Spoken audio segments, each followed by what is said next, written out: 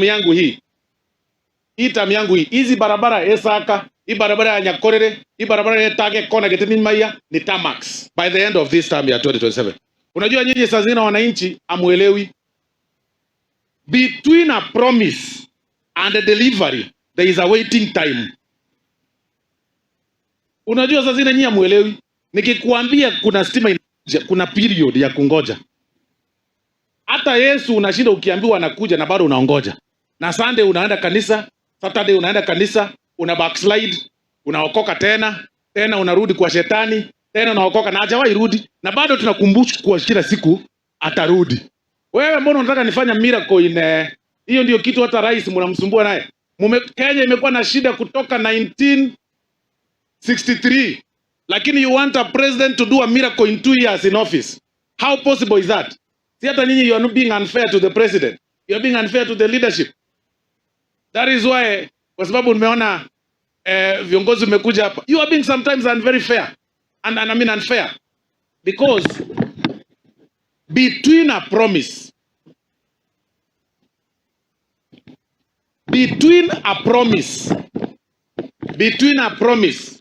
and delivery, between a promise and what?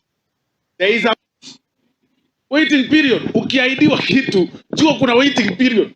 Wacha kutaka vitu zifanyike immediately. Sasa tumekuwa na viongozi kutoka Mlima Kenya. Kwa mfano, 1963 president alitoka Mlima Kenya. Akakuja Moi akaongoza yake akaondoka. Tukarudi Mlima Kenya. Baadaye tena tukarudi Mlima Kenya. Sasa nyinyi viongozi wa some of the people from Mount Kenya region, na vizuri tuwaambie, why are you complaining so much? Na nyinyi mmekuwa kwa term na presidents 3. Si hiyo shida zote mngetatua mkiwa na marais 3 mumalize shida zenu.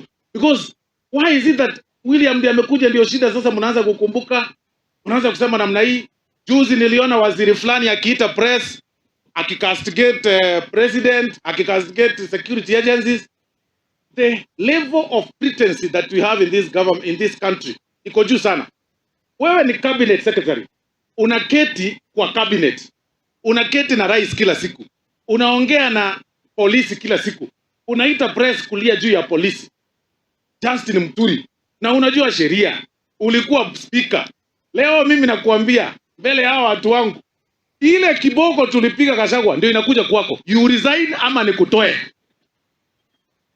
Vile tuna resume bunge, because tuko na siku 14 ndio tu resume bunge. Justin Muturi, you have 3 options. Ya kwanza, resign. Ya pili, apologize to ignore your maneno. Ya tatu, we impeach you.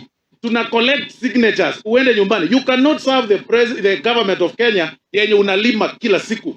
Ati maneno namna hii. Sani yako anashikwa akifanya ukora, unasema ni abduction. Na wewe sani yako alipatikana kwa bar na vitu zingine za kufuta sijui nini, akashikwa. Fundisha mtoto wako maadili bwana. Wacha kulaumu rais wa Jamhuri ya Kenya. Ile bijako sere wewe wametoka. Even to be a camera. So what I'm saying is this.